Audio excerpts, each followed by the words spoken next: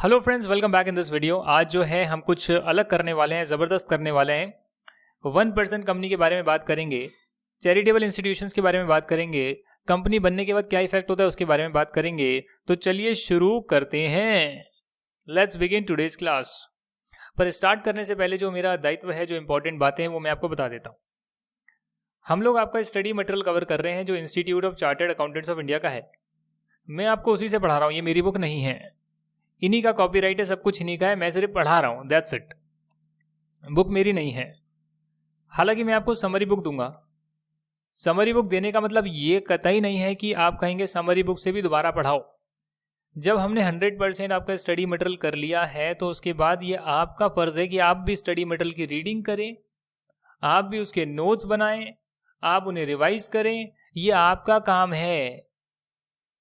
आप चाहते हैं, कई लोग मुझसे पूछते हैं, एक मैं आपको बात बता रहा हूं, यह मैंने देखा है जो टीचर्स लिखते हैं, ऐसे लिखते हैं: study material question covered, practice manual question covered, exam question covered, RTP covered, mock test covered, पता नहीं scanner covered, concept register covered, tick tick tick tick tick tick tick tick टिक।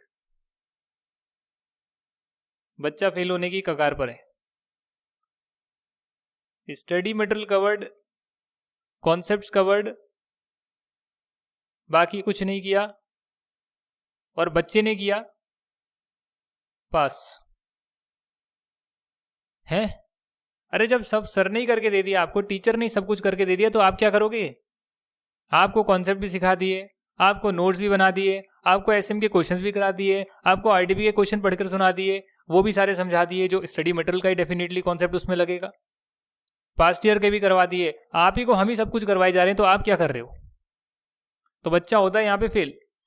हाँ, पास भी हो सकता है, जिसने एफर्ट करा है वो पास भी हो जाएगा, पर जो इसी भरोसे बैठा है वो ये सब करके भी फेल होना है उसे।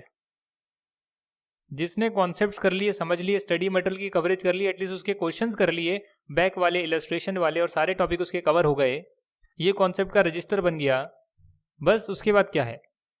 उसके बाद आपको रिवाइज करना है, उसके बाद आपको खुद से जो है क्वेश्चंस की प्रैक्टिस करनी है और पढ़ना है, अपना दिमाग लगाना है, रिकॉल करने हैं प्रोविजंस, बस पास हो जाओगे 100%।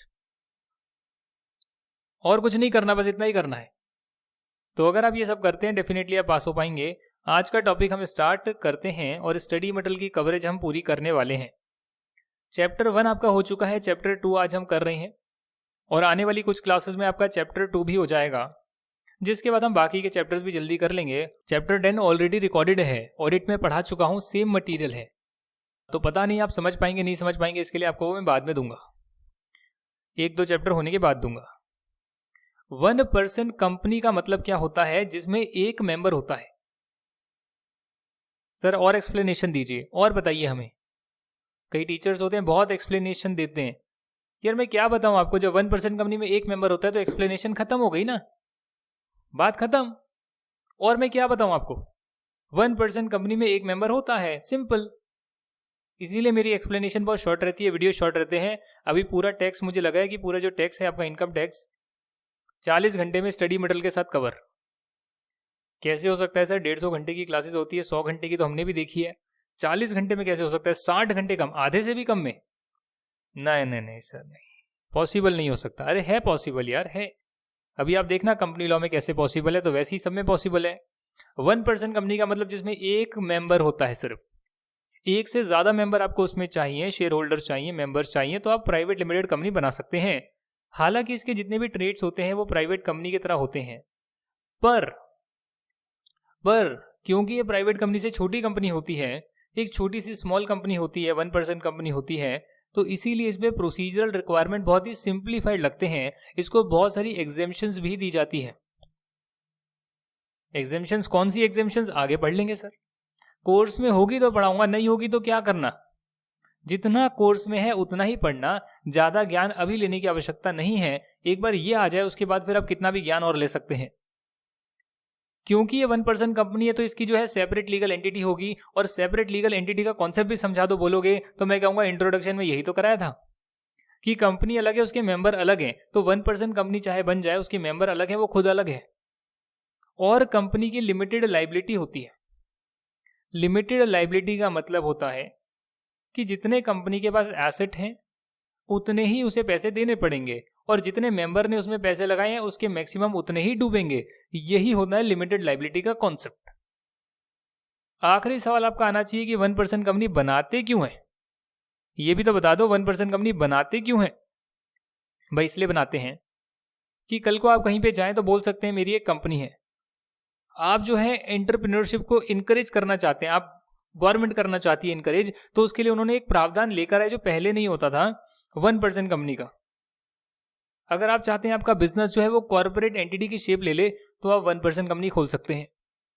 अगर आपको लगता है कि प्राइवेट कंपनी मेरे लिए बहुत बड़ी होगी, उसके कंप्लायंसेस बहुत ज़्यादा होंगे, बट फिर भी मैं एक बार स्टार्ट करना चाहता हूं कंपनी खोल के, तो 1% कंपनी आप बना सकते हैं, जिसके बाद फ्यूचर में आप इसको प्राइवेट लिमिटेड कंपनी में इनकॉर्पोरेट भी कर सकते हैं, पब्लिक लिमिटेड कंपनी में इनकॉर्पोरेट भी कर सकते हैं। हालांकि आपको कम से कम 2 साल वेट करना पड़ेगा, उसके बाद आप इसे कन्वर्ट कर सकते हैं वॉलेंटरली। पर यदि आपके जो कैपिटल है, जो पेड अप शेयर कैपिटल है, वो 50 लाख से एक्सीड हो जाती है, या फिर आपकी एवरेज टर्नओवर जो एनुअल साल का टर्नओवर है वो 2 करोड़ से एक्सीड हो जाता है, तो फिर आपको कंपलसरी प्राइवेट कंपनी में कन्वर्ट करना ही पड़ेगा।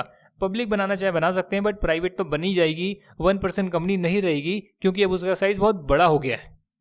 अब उसका साइज बहुत बड़ा हो गया है। और बताइए, और बताइए, ये तो समझ में आ जाता है। तो क्या आप इतनी बातों को अपनी कॉपी में नहीं लिख सकते? क्या मैं आपसे पूछ रहा हूं। सब चीजें समझा दिए, कॉपी में ही तो लिखना है, छोटे छोटे नोट्स बना लो।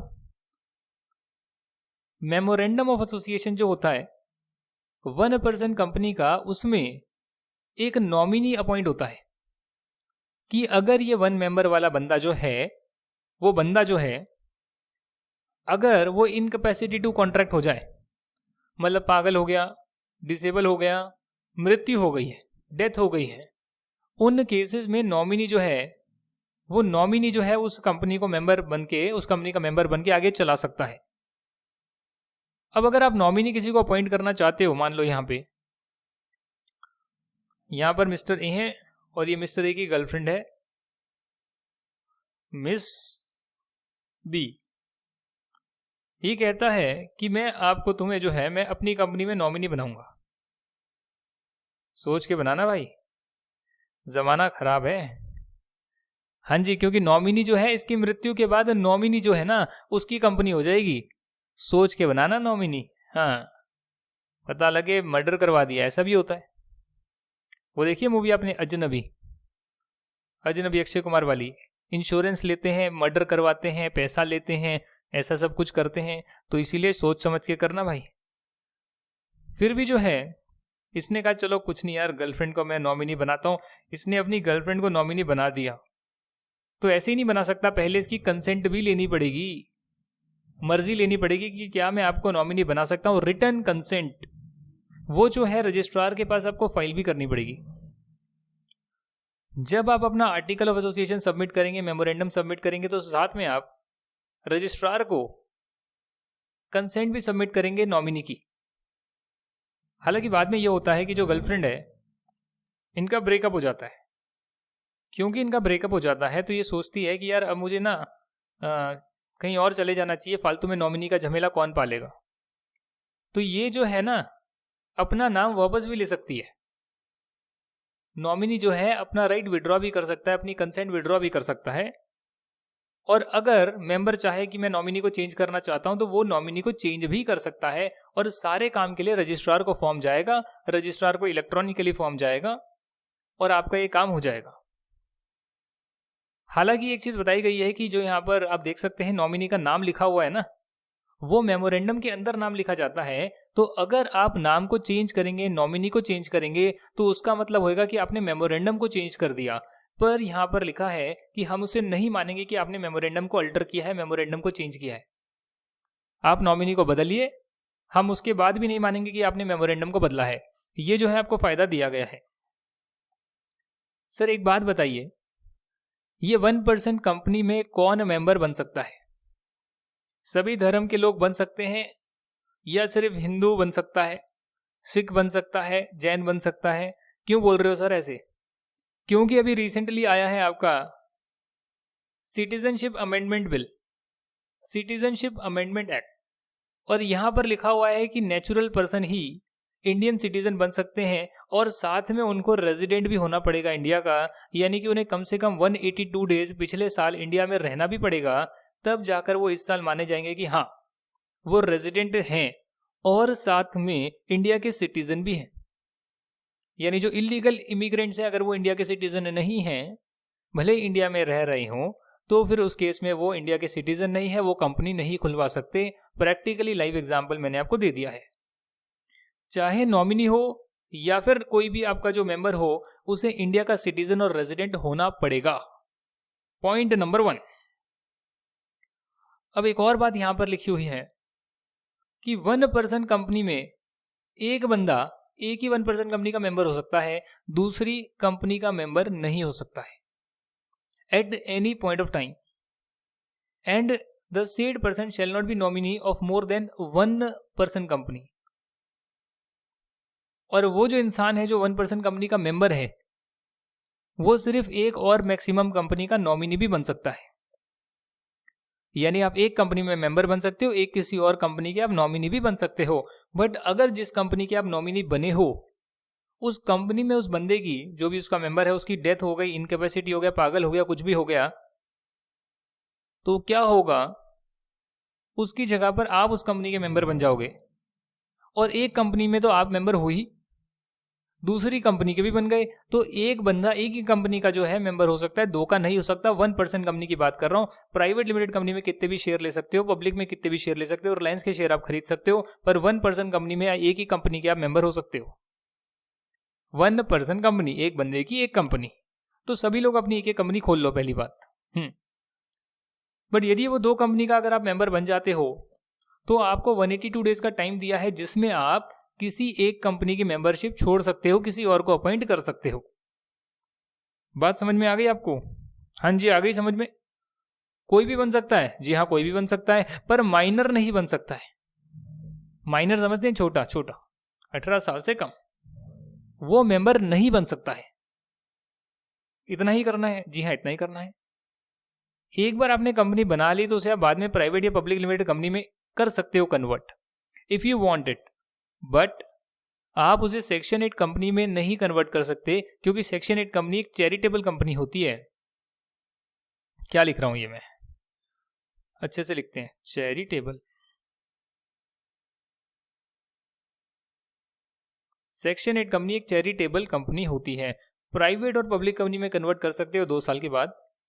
और अगर आपका ये टर्नओवर एक्सीड हो गया 2 करोड़ से, paid up share capital 50 lakh से एक्सीड हो गई, कुछ भी हो गया, तो आप क्या कर सकते हैं, तो आपको करना ही पड़ेगा कन्वर्ट।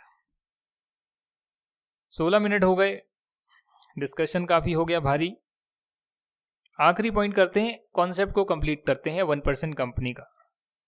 लास्ट पॉइंट ये कहता है कि अगर आप 1 पर्सन कंपनी है, तो आप नॉन बैंकिंग फाइनेंशियल इन्वेस्टमेंट नहीं कर सकते। नॉन बैंकिंग फाइनेंशियल इन्वेस्टमेंट आप नहीं कर सकते, उस एक्टिविटीज में आप पार्टिसिपेट नहीं कर सकते, जिसका मतलब होता है कि आप किसी और कंपनी की सिक्योरिटी में, किसी और कॉर्पोरेट की सिक्योरिटी में, जो भी है शेयर, डिबेंचर, बॉन्ड, जो भी है, आप नहीं ले सकते हो अगर आप 1 पर्सन कंपनी हो तो। अब मैंने आपको जितनी बातें बताई है 1 पर्सन कंपनी के बारे में, क्या आप इसे आप 5-6 लाइनों में शॉर्ट में नहीं लिख सकते क्या? ये मैं आपसे पूछ रहा हूं। मैंने क्या मांग लिया आपसे? कुछ नहीं मांगा भाई। स्टडी मटेरियल की कवरेज आपको दे रहा हूं, एक एक पॉइंट आपको बता रहा हूं। सिर्फ ये रिक्वेस्ट करता हूं कि एक बार रीडिंग भी कर लो, सारे पॉइंट को डिस्कस तो कर लिया है, एक बार खुद पढ़कर भी देख लो। और पढ़ने के बाद अगर आपको लगे यार ये तो बहुत आसान है, तो उसको आप कॉपी में शॉर्ट में नोट डाउन कर लो कि अच्छा, अब मुझे बुक देखने की आवश्यकता नहीं है, क्योंकि मैंने सारी चीजें आधी स्पेस में ले ली है, आधे स्पेस में लिख ली है, 5-6 लाइनों में लिख लिया है।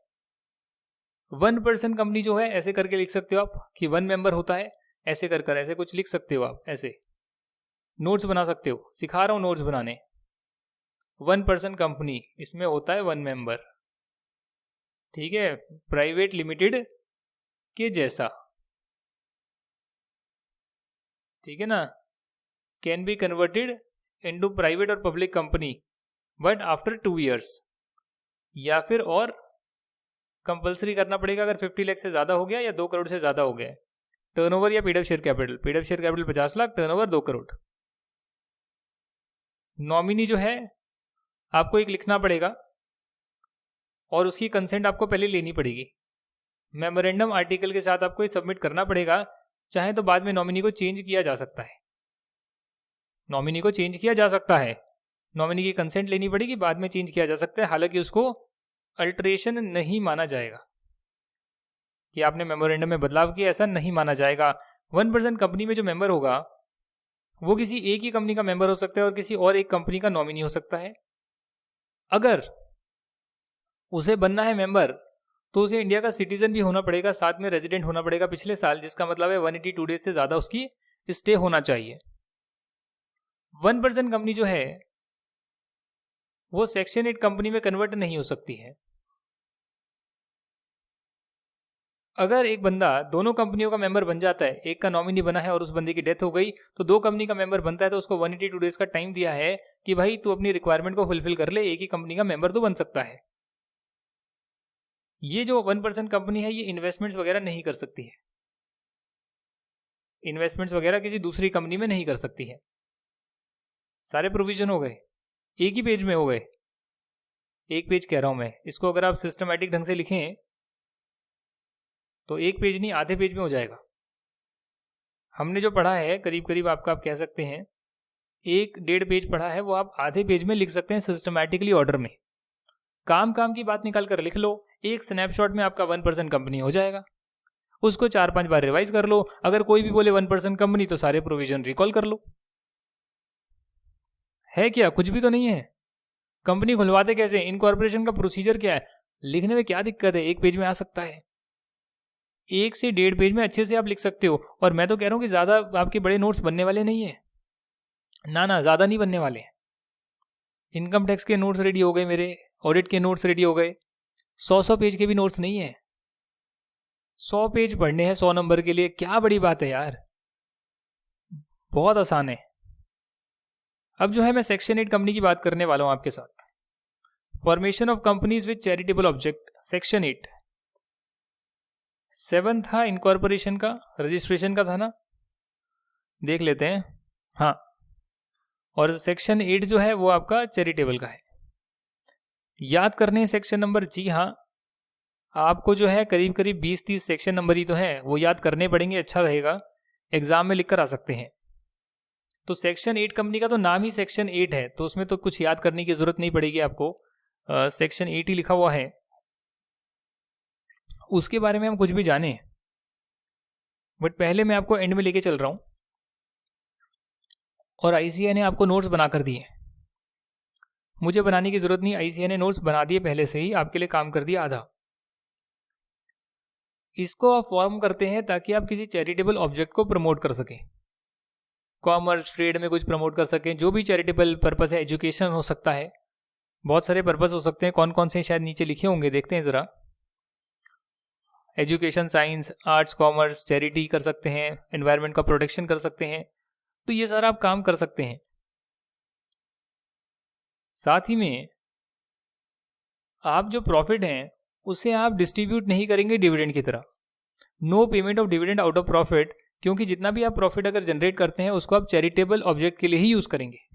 कंपनी का जो टाइप होता है एक चैरिटेबल इंस्टीट्यूशन का, सेक्शन 8 कंपनी का, वो भी एक लिमिटेड कंपनी ही होती है। हालांकि उसको लिमिटेड और प्राइवेट लिमिटेड वर्ड लिखने की जरूरत नहीं है, जैसे कि गवर्नमेंट कंपनी को जरूरत नहीं है।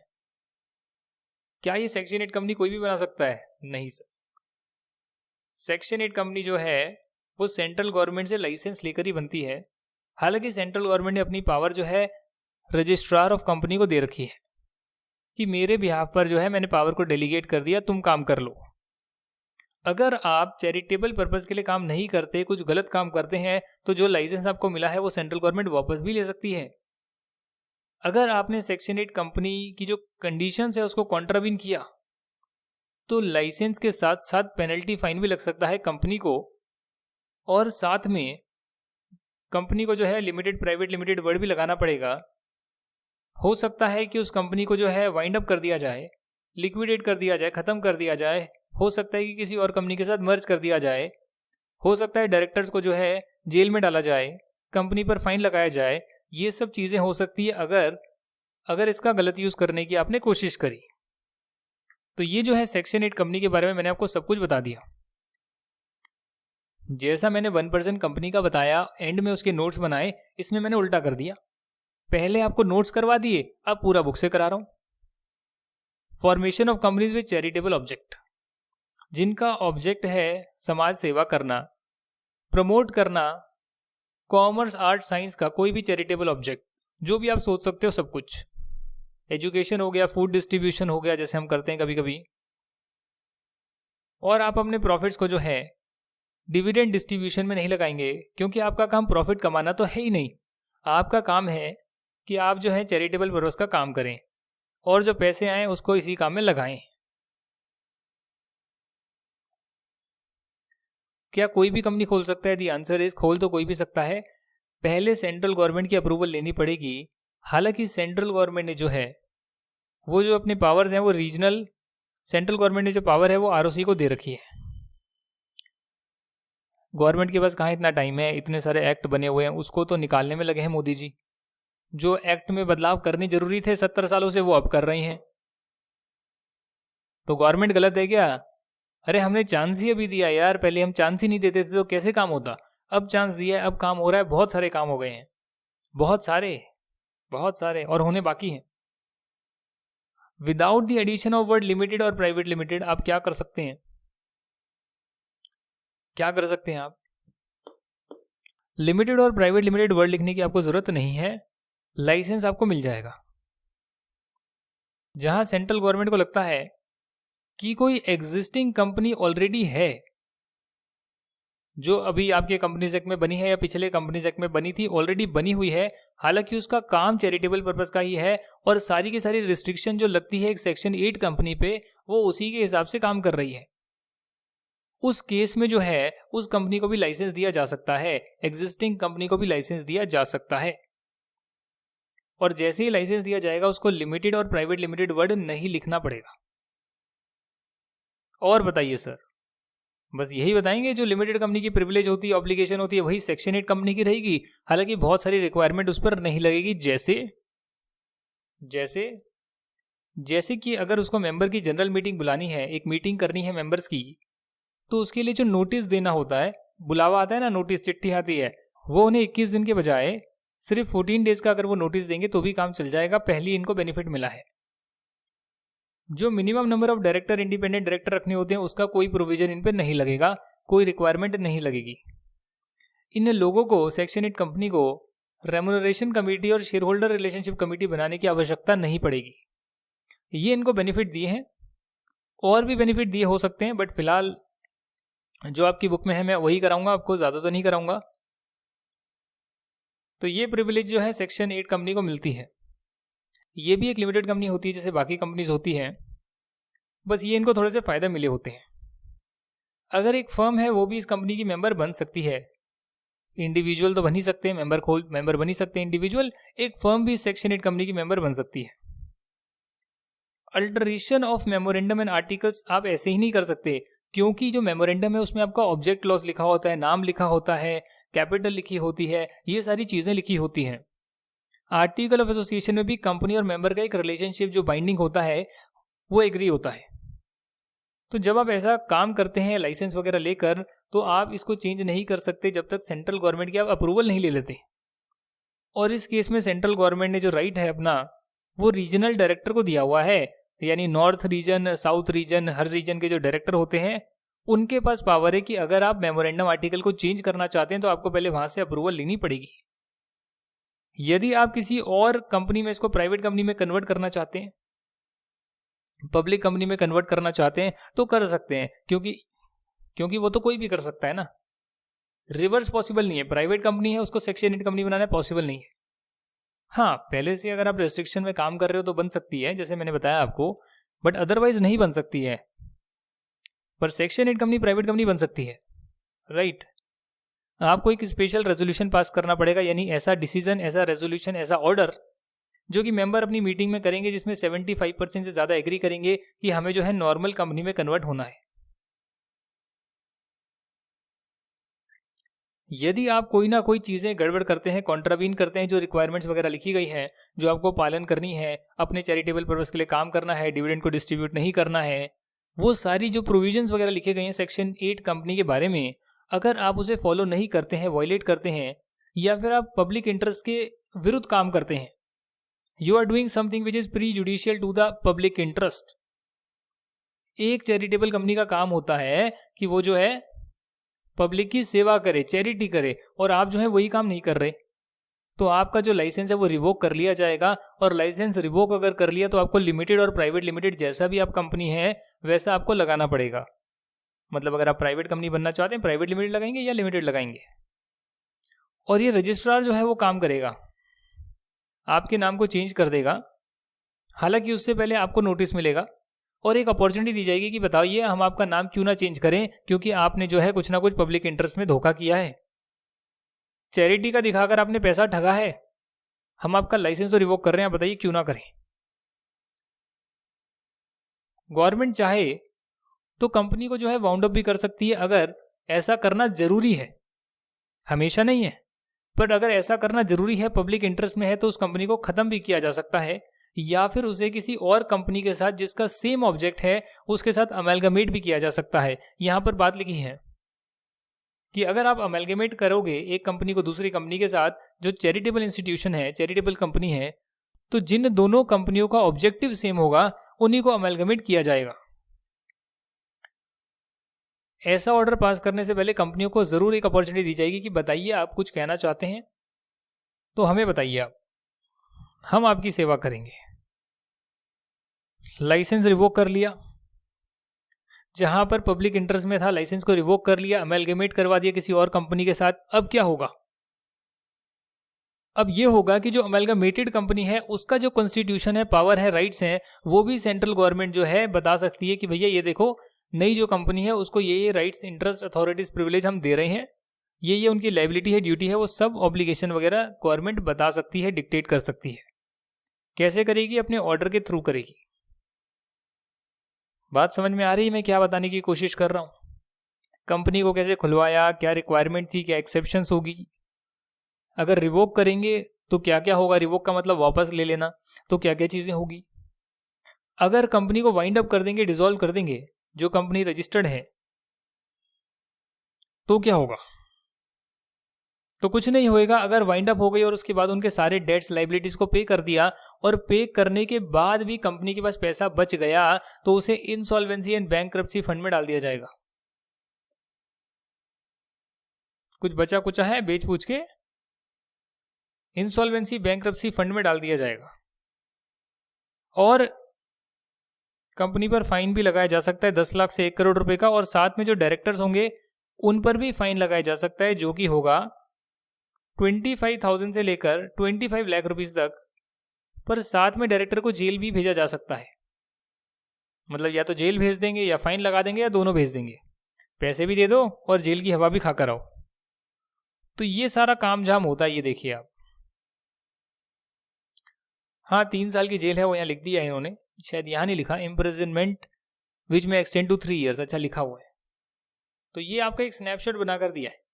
कॉन्ट्रावीन करेंगे तो लाइसेंस रिवोक होगा, रिवोक होगा तो लिमिटेड, प्राइवेट लिमिटेड वर्ड लगाना पड़ेगा, वाइंडिंग किया जा सकता है, सरप्लस को ट्रांसफर किया जा सकता है इंसॉल्वेंसी बैंकरप्सी फंड में, या फिर किसी सेम कंपनी जिसका सेम ऑब्जेक्ट है उसको भी ट्रांसफर किया जा सकता है, या फिर रिवोक करेंगे तो साथ में किसी और कंपनी के साथ आपको अमेलगमेट भी किया जा सकता है जिसका सिमिलर ऑब्जेक्ट है, और साथ में कंपनी को 10 लाख से 1 करोड़ का फाइन भी होगा, और डायरेक्टर्स जो होंगे, जो भी उसमें भागीदार होंगे, उसे 25,000 से 25 लाख का फाइन होगा, या फिर 3 साल की जेल हो सकती है, 3 साल तक की जेल हो सकती है, या दोनों भी हो सकती है। तो ये जो चीजें हैं मैंने आपको कराई,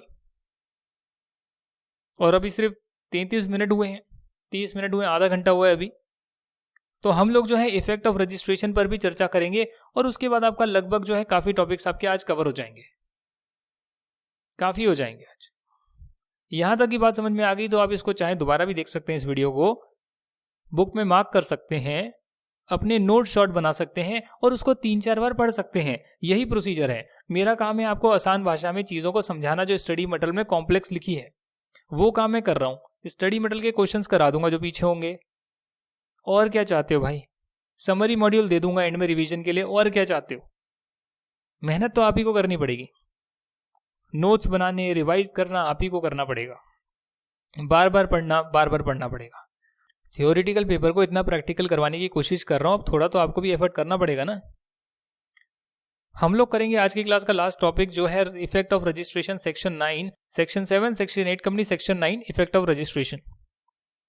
जैसे ही कंपनी इनकॉर्पोरेट होती है तो जो उसके मेंबर्स होते हैं वो मेंबर्स एक बॉडी कॉर्पोरेट में कन्वर्ट हो जाते हैं और उस कंपनी की जो है एक सेपरेट लीगल एंटिटी बन जाती है जिसकी परपेचुअल सक्सेशन होगी, कंपनी की प्रॉपर्टी होगी। इंट्रोडक्शन में कराया था आपको, सेम वही बातें लिखी है यहाँ पे। कंपनी की प्रॉपर्टी होगी, कंपनी ओन करेगी अपनी प्रॉपर्टी। कंपनी चाहे तो किसी पर केस कर सकती है और कोई और चाहे तो कंपनी पर केस कर सकता है। ये जो चीजें हैं हो सकती है यहाँ पर। जैसे ही आपका डेट ऑफ इनकॉर्पोरेशन आती है तो कंपनी एक लीगल पर्सन बन जाती है। साथ ही में जो एक बाइंडिंग कॉन्ट्रैक्ट होता है कंपनी और मेंबर के बीच में through memorandum and article of association. मतलब हो जाता है ना कि भाई हम तुम्हारे मेंबर हैं, साइन कर दिया मेमोरेंडम एसोसिएशन में, आर्टिकल एसोसिएशन में रूल्स रेगुलेशन रख दिए जो डिफाइन करते हैं, जो गवर्न करते हैं कंपनी को। तो कंपनी की परपेचुअल सक्सेशन आ जाती है। जो शेयर होल्डर होते हैं वो कंपनी की प्रॉपर्टी में हिस्सेदारी नहीं रखते हैं क्योंकि वो कंपनी की प्रॉपर्टी है, company is a separate legal person, तो कंपनी की प्रॉपर्टी कंपनी की रहेगी, शेयर होल्डर की नहीं रहेगी। ये मैंने आपको कराया था इंट्रोडक्शन की क्लासेस में, लिफ्टिंग ऑफ कॉर्पोरेट वेल में, और बहुत सारी चीजें कराई थी, कॉर्पोरेट वेल में करवाया था। हालांकि रिट पेटिशन का राइट उनके पास तभी भी रहता है। रिट पेटिशन का मतलब है कि भैया देखो, अगर आपकी ओनरशिप है, कंपनी की ओनरशिप है और कंपनी उस प्रॉपर्टी को यूज नहीं कर पा रही है तो क्या करोगे आप, बताइए। आप ही का चीज है, आप ही का सामान है, आप उसे यूज नहीं कर पा रहे, तो उस केस में जो है शेयर होल्डर की भले ही प्रॉपर्टी ना हो, कंपनी की हो, बट कंपनी के बिहाफ पर share holder writ petition file कर सकते हैं। मेंटेनेबल बाय कंपनी और शेयर होल्डर दोनों फाइल कर सकते हैं। बाकी रिट पिटीशन क्या होती है अब एलएलबी में करना, यार इतना तो नहीं है आपके कोर्स में। बस यही करवाना था, हाँ जी बस यही कराना था। A legal personality emerges from the moment of registration and from the moment the person subscribing to the memorandum of association and other person joining as members are regarded as body corporate or corporation in aggregate and the legal person begins to function as an entity। कहते हैं कि सब लोग मिलकर, जैसे registration होता है सब जो है मिलकर एक बॉडी कॉर्पोरेट बन जाते हैं जिसकी एक सेपरेट एंटिटी होती है। यहाँ पर बस यही लिखा है कि कंपनी जब मिलकर आप बना लेंगे तो उसकी एक सेपरेट एंटिटी, सेपरेट एग्जिस्टेंस हो जाएगी जो कि है अपने मेंबर से डिस्टिंक्ट होगी। यही चीज़ें लिखी है, ज़्यादा कुछ लिखा नहीं है। केस लॉ के नाम याद करने की ज़्यादा आवश्यकता है नहीं है, बट आपको ये चीज़ें पता होनी चाहिए। और अगर आपको 3-4 केस लॉ पता भी है तो उसमें कोई नुकसान नहीं है, सिर्फ नाम करनी तो है। It may be noted that under the provision of the act a company में purchase shares of another company. मतलब ये यहाँ पर बताने की कोशिश कर रहे हैं कि अगर एक कंपनी दूसरी कंपनी के सारे ही शेयर्स ले लेगी, या फिर नीचे हो जा भाई, हाँ, अगर एक कंपनी ए लिमिटेड किसी दूसरी कंपनी बी लिमिटेड के सारे ही शेयर्स ले लेगी 100%, तो भी बी लिमिटेड एक अलग कंपनी मानी जाएगी, ए लिमिटेड एक अलग कंपनी मानी जाएगी। अगर सेंट्रल गवर्नमेंट ने अपनी कंपनी बनाई है जो गवर्नमेंट कंपनी होती है अपने अपने ऑफिसर के साथ मिलकर, तो ये अलग माने जाएंगे, ये अलग माने जाएंगे। ऐसा नहीं है कंपनी इनकी एजेंट है, नहीं, कोई भी कंपनी बनेगी वो एक सेपरेट लीगल एंटिटी ही मानी जाएगी। ये बातें यहां लिखी हुई है, चाहे सारे शेयर्स आपने क्यों ना ले ली हो। केस लॉ है Spencer and company limited Madras, Spencer and company limited Madras versus CWT Madras. Similarly अगर सारी कैपिटल किसी कंपनी की सेंट्रल गवर्नमेंट या प्रेसिडेंट ऑफ इंडिया होल्ड करते हैं, अपने ऑफिसर्स के साथ होल्ड करते हैं, तो इसका मतलब ये नहीं है, it does not make a company an agent either of the president और सेंट्रल गवर्नमेंट। मतलब कि अगर आप रजिस्टर करवाते हैं, इनकॉर्पोरेट कराते हैं, तो सेपरेट लीगल एंटिटी कॉन्सेप्ट लगेगा, उसके बारे में चीज़ें बताई है। कंपनी स्यू कर सकती है, कंपनी को कोई स्यू कर सकता है, यानी कि कोर्ट में ले जा सकता है। सेपरेट एग्जिस्टेंस होती है, परपेचुअल एग्जिस्टेंस होती है, बस और क्या है, सिंपल, दैट्स इट। चैप्टर खत्म नहीं, अभी बाकी है मेमोरेंडम आर्टिकल पढ़ना बाकी है। तो मेमोरेंडम क्या होता है, उसको अल्टर कैसे करते हैं, आर्टिकल क्या होता है उसे चेंज कैसे करते हैं, और उसके बाद अल्टरेशन करवा दूंगा आपको। अल्टरेशन के बाद, अल्टरेशन ऑफ आर्टिकल के बाद कुछ रजिस्टर्ड ऑफिस के बारे में है, कहाँ पर सिचुएट होगा, कौन सी सिटी में होगा, उसके बारे में कुछ प्रोविजंस हैं। और बिजनेस को आप कमेंस करेंगे इनकॉर्पोरेट करने के बाद, उनके छोटे छोटे प्रोविजंस हैं। अगर आप कंपनी को कन्वर्ट कराना चाहते हैं जो ऑलरेडी रजिस्टर्ड हैं, तो उसके क्या प्रोविजंस रहेंगे, क्या क्या डॉक्यूमेंट्स आपको सबमिट करने पड़ेंगे, और ये पूरा प्रोसीजर दे रखा है, पूरा प्रोसीजर दे रखा है। बस इतना ही है। वेरी इंपॉर्टेंट, इसमें से बहुत सारा आ सकता है क्वेश्चन। इंट्रोडक्शन जो अभी तक हमने करा, डेफिनेशंस में हमने चीज़ें समझी, इनकॉर्पोरेशन ऑफ कंपनी हम कर रहे हैं, तो ये जितना अगर आपका हो जाता है तो मुझे ये लगता है, पर्सनल बिलीफ है कि हमने कम से कम 60 में से करीब करीब आपका 10 नंबर का तो 12 नंबर का तो हो ही जाएगा, 20% तो हो ही जाएगा सिलेबस। क्योंकि ये बेसिक है, इंपॉर्टेंट है, आता ही है हमेशा, चाहे MCQ में आए या कैसे भी आए। उसके बाद मैं आपको 2-3 छोटे छोटे चैप्टर्स कराऊंगा, और फिर जो हमने ऑडिट में किया हुआ है पूरा का पूरा, जो कंपनी ऑडिट भी है साथ में, आई थिंक कंपनी ऑडिट ही है, ऑडिट एंड अकाउंट्स भी है, बहुत चीज़ें हैं, तो वो सारे मैं आपको वीडियोस भी प्रोवाइड कर दूंगा, तो वहाँ से आप लास्ट वाला चैप्टर भी कर सकते हैं। तो यानी कि इसके बाद हमें सिर्फ 2-3 चैप्टर और करने हैं, और फिर 1-2 चैप्टर आपको और मिल जाएंगे जो ऑलरेडी बने हुए हैं। ऑडिट में सब कुछ कवर कराया हुआ है, मटीरियल से कराया हुआ है, स्टडी मटीरियल से, सेम मटीरियल यहाँ पर है। तो ठीक है सर, करेंगे वो तो हम। अभी के लिए bye bye, thank you so much. Next class में मिलते हैं। कहाँ पर? ऐप के अंदर, ऐप में रजिस्टर्ड कोर्स में आएगा। बाकी सारे वीडियोस रजिस्टर्ड कोर्स में आपको मिलेंगे जिन्होंने बैच लिया हुआ है। टाटा।